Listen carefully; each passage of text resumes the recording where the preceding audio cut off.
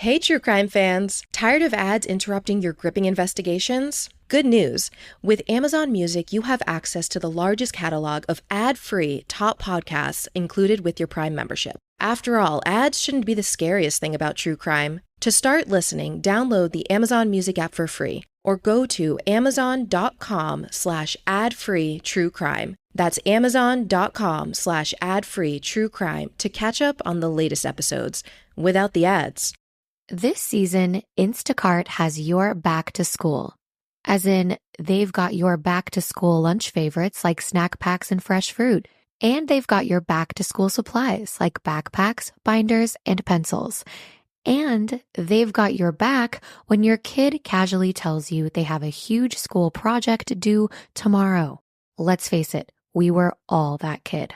So first, call your parents to say I'm sorry, and then download the Instacart app to get delivery in as fast as 30 minutes all school year long. Get a $0 delivery fee with your first 3 orders while supplies last. Minimum $10 an order. Additional terms apply.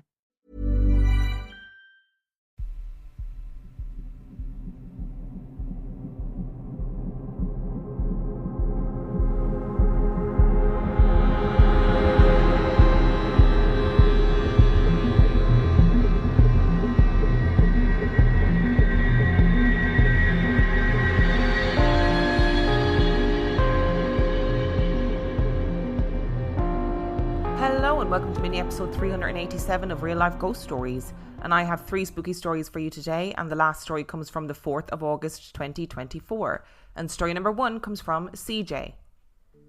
I was a creepy kid. No, my mom never kicked me down a flight of stairs, but she should have. I grew up experiencing paranormal stuff, especially since I grew up in a little country called Belize. One of the earliest encounters that I am aware of happened when I was maybe 3 or 4 years old. The only reason I actually know about this is because my mom told me about it when I asked her why I kept having weird dreams and experiences. I had a neighbour. He was an elderly man and he had gotten sick and later died. My mom said he was known for liking little kids, if you know what I mean. Unfortunately, I was the nearest kid. So he would visit me at night and would make a hideous face, my mom's words, and make me cry. She said I had desperately tried to show her his ghost, but she couldn't see him. After a week or so of this happening, she had one of her friends pray and cleanse our house, and he went away. Now this encounter I remember clear as day. I was around 12 or so. It was Palm Sunday. My mom, my little sister, who was no more than 5 at the time, and myself went to evening mass at our town's Catholic church. In the middle of mass, my little sister needed to use the restroom, but the only restroom we had the option of using was out of service. So my mom asked me to take my little sister outside so she could take a wee. As soon as we walked outside, I saw a lady. She looked to be in her late 30s or early 40s. Her hair was in a neat pulled back bun. She had on a cotton button-up and a pencil skirt with black ballerina sandals. She was leaning against the wall of the church as if she wanted to know what was being said, but couldn't enter the church. I approached her, saying hello and giving her a warm smile. In return, though, she just looked me up and down and walked away. I mumbled a small, okay, whatever, and had my little sister handle her business. I glanced over in the direction that the lady had walked towards and realised that she was gone. I know what you're thinking. Maybe she got into a car and drove away. Maybe she ran. Maybe she hid. Just to be sure I wasn't about to cry wolf unnecessarily, I went up to a couple of cars trying to see if she was in any of them. She wasn't. Plus there was no way I wouldn't have heard her drive or run off. Our church is really close to the street, so you literally hear when someone is running or walking. What made me actually almost crap my pants was the fact that after I looked around, I asked my sister if she saw where the lady had gone, and she said, "What lady? I thought you were talking to yourself." I instantly ran back into the church and went to my mom. I told her what had happened, and she said to pray over it and keep a Bible in my room. What really scared me was what happened after the encounter. Slowly, as the days went by, my eyes started to swell up and I started napping throughout the day. I was a kid who never took naps unless I was sick or extremely exhausted, but I would nap every day, and every nap I took was longer than the one before that. By Thursday, my eyes looked as if someone had punched me square in the face. My mom, in a panic, told me to go to the church and get some holy water so I could use it in my shower. I did as I was instructed, and by the end of my shower, my eyes were back to normal. My mom said that she believed that because I saw the woman's face, she was angry and wanted to take me. Needless to say, I haven't gone back to that church at night, no matter the occasion. My last story has 2 points of view, my little sister and I. We're convinced our mother has a doppelganger. We've both seen it at different points in our life, and because of that, I believe it's been in our family's yard for years. My encounter happened when I was maybe 6. I say 6 because I remember my sister hadn't graced the earth yet, and I was still in a one-child household. It was about 7:30 p.m. My parents and I were watching a movie and eating when I spilled some juice on the floor. I went out our back door to grab the mop, and as I grabbed it, I heard footsteps. But not just any footsteps. They were my mother's. I don't know how to explain it, but I could tell when it was my mom's footsteps.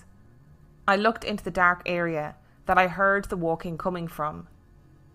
The footsteps got closer, and suddenly I could see a silhouette. It was wearing my mom's top, shorts and flip-flops, even down to the hair. It was scary because it kept getting closer at a faster pace. I ran inside and slammed the door, refusing to utter a word of it to anybody. My sister's encounter took place over 5 years later, and it happened in the daytime. She came home from school and was in the living room with our younger cousin, while my mom was cooking in the kitchen. My little sister looked outside and she saw it. She said she saw our mother putting some clothes on our clothesline, but she knew my mother was in the kitchen cooking. She too didn't say anything to my mother until maybe months or years later. I wasn't going to say anything, but I do need to point out that it is absolutely torrentially raining right now. So if you can hear the rain in the background, I maybe it adds to the atmosphere, but it is a downpour and a half. So CJ, it really does sound like you were a creepy kid, you know. At least you admitted. The first step is to admit it. And I would hate to think what your mom was thinking when, you know, your elderly neighbour passed away who was said to be a paedophile, and then you're there crying because you're like, you know, he's coming to me at night and making a hideous face. Do you know what? I'm not much of a believer, but I'd be getting people in to pray and cleanse the house as well, because I'd be like, absolutely not, okay? You do not get to torment kids in life and in death. No, no, no, no, no. And clearly you had some sort of gift or ability to see these things, because it's interesting that, you know, you saw this woman who was standing outside the church with her hair back and whatever, and then she disappeared, right? It's interesting that that happened, but your sister didn't see it. So I do wonder if in your childhood you had that ability to see through the veil, or whatever people like to call it. And I really do think there's no need for people to be so rude in the afterlife, especially when a kid is being super polite and being like, hello, how are you? And then she's like, ew, looking you up and down, walking away. Grim. Don't be rude.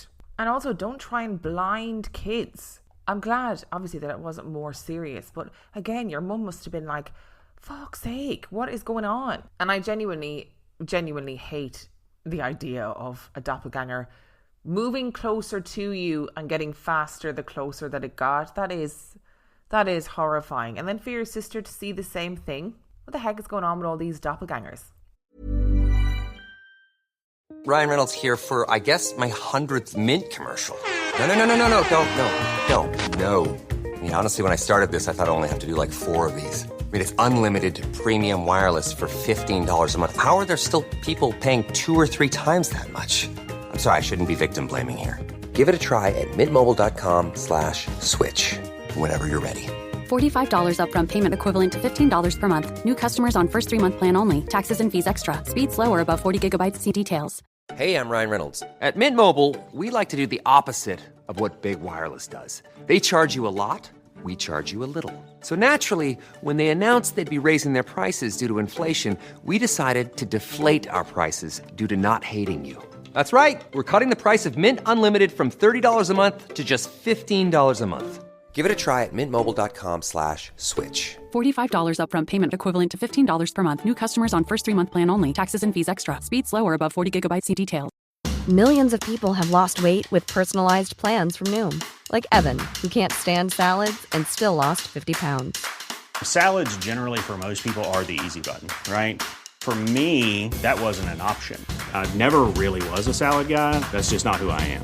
But Noom worked for me. Get your personalized plan today at Noom.com. Real Noom user compensated to provide their story.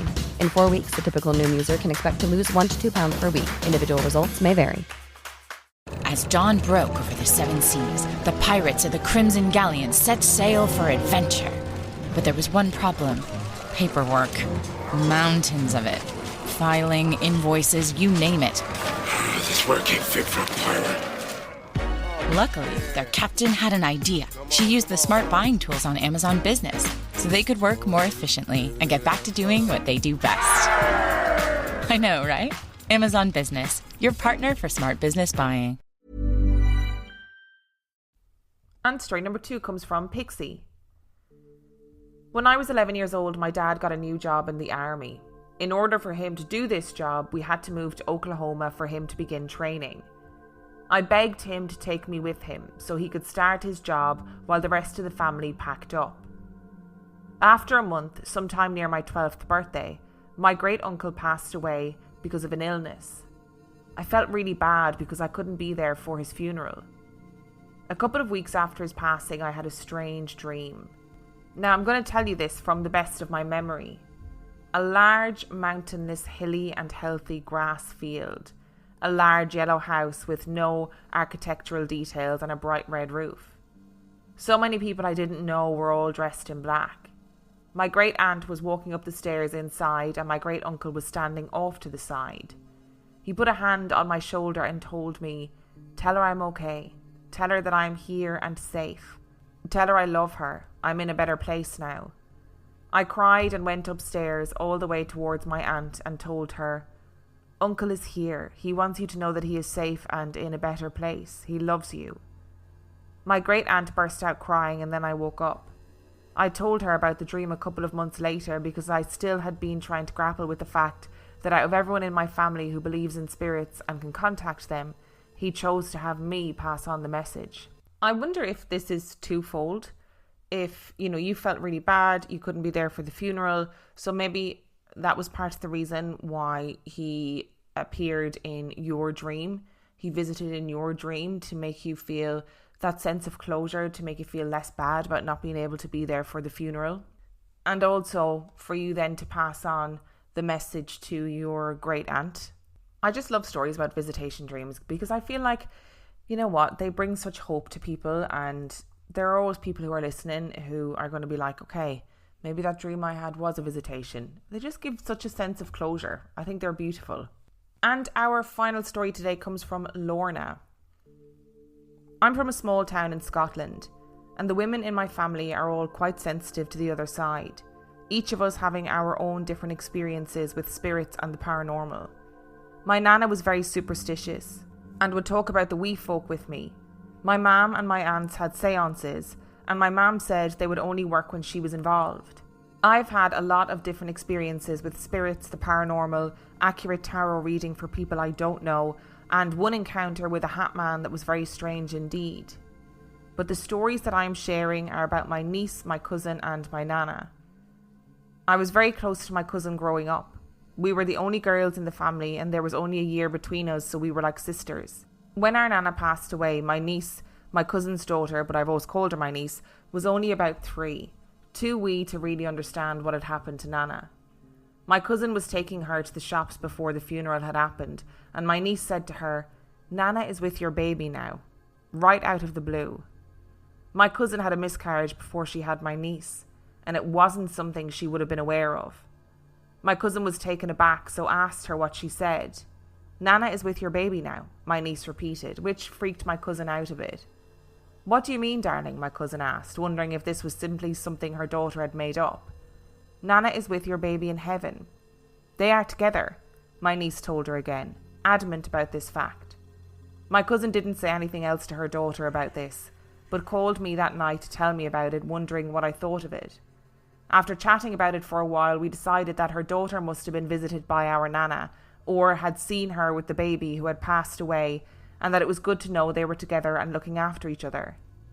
My niece never mentioned it again and was amazed to hear me tell her about it earlier this year. She has no recollection of saying it or how she knew about it. My cousin sadly passed away on Christmas Day in 2023, and my niece was devastated by this, as her passing was unexpected. I was also very upset at losing my cousin, someone who had been such an important person in my own life. A couple of nights after she passed away, I had a visitation dream from her. My Nana brought her to visit me. Nana visiting isn't unusual, but I hadn't had a dream about her in quite a few years. I told my cousin that I was sad that she had left us so young, but that I loved her and I was glad she was with Nana now. Nana didn't interact with me this time. I felt that she was there for my cousin to show her the way to find me. I woke up crying and noticed that there was a strange smell in my room. A sweet smell like strawberries, but as a perfume, and a smell of toast, which I always associate with my Nana when she visits. I live in Australia now and hadn't seen my cousin for about a year and a half. I had no idea what perfume she used, so grabbed my phone and messaged my niece. "Did your mum wear a sweet-smelling perfume like strawberries, quite a fruity smell?" I asked her. After a short delay, I got a reply. "Yes, she did. I can't remember what it was called though. Why?" I told her about the dream, about Nana bringing her to see me, and also about her telling her mum about Nana and the baby years earlier. I cried a little more, but was happy that I had been visited by her mum. A couple of days later, my niece had gone to bed in the afternoon, exhausted by the emotional turmoil at losing her mum and having to organise a funeral. She called me that night to tell me she had had a similar experience. She had noticed a smell in the room, like her mum's perfume, which I had smelled. She didn't know what to do about it, so shouted to her partner to come up to their bedroom and asked him if he could smell anything. He agreed with her that he could smell the perfume too. He said hello to my cousin and went back downstairs. We both believed that it was her mom coming to check on her when she was so upset, to try and give her some comfort. My cousin hasn't visited either of us since we had these experiences, so I hope she has found peace with the other members of our family who have passed away. I still get the smell of toast from time to time when I go to bed, which tells me that Nana is close by, keeping an eye on me like she did in life. Again, another beautiful visitation story, and I wonder if, your Nana showed herself to your niece because she was little and she would accept it. She was open to it. She was susceptible to seeing these things. So your Nana maybe knew that, okay, well, the niece, she'll pass on the message that Nana is with the baby now, which is really lovely. And it is lovely to think that our loved ones are together when they die, that they go to the people that they love. And you know what? Losing loved ones is so hard. Like, I'm so sorry that you lost your Nana and then your cousin. And it's so hard losing somebody who's so important in your life. And like I've said before, they do say that your sense of smell is the most powerful memory trigger. So I wonder if that's why our loved ones choose to kind of present themselves as a sense of smell. Like smelling, somebody's perfume, sweet strawberries, or smelling flowers, or, smelling cigarette smoke sometimes is one that people report. And in this instance, smelling toast. And I am going to say this, Lorna, not because I'm looking to delegitimize your story, but I know there will be people listening who will be thinking this.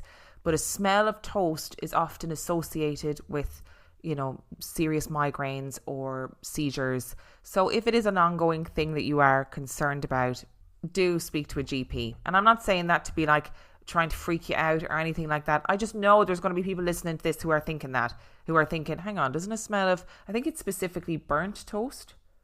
Not too sure, but doesn't a smell of toast, signify some medical stuff sometimes? Again, Lorna, not trying to delegitimize your story. And I understand that you obviously had a connection with your Nana, and she can choose to visit you in whatever way she sees fit, and a way that is connected to you and makes you think of her, which I understand. The smell of toast is a very homely, lovely smell, so I'm not trying to delegitimize that. Just wanted to point that out, that's all. Thank you so much for listening to today's episode. Thank you to CJ, Pixie and Lorna for sending in your stories. Remember, the last story came from the 4th of August 2024. And if you would like to send in your story, you can do so by emailing it to reallifeghoststoriespodcast@gmail.com. You can also check out the website at reallifeghoststoriespodcast.com. And if you are desperate for some extra content, you can subscribe to the Patreon. That is patreon.com/reallifeghoststories, where for $5 a month or $2 a month, you get access to heaps of extra content, as well as every single main and mini episode completely ad-free. And on that note, I shall see you next time. Need new glasses or want a fresh new style? Warby Parker has you covered. Glasses start at just $95, including anti-reflective, scratch-resistant prescription lenses that block 100% of UV rays. Every frame's designed in-house with a huge selection of styles for every face shape. And with Warby Parker's free home try-on program, you can order 5 pairs to try at home for free. Shipping is free both ways, too. Go to warbyparker.com/covered to try 5 pairs of frames at home for free. warbyparker.com/covered.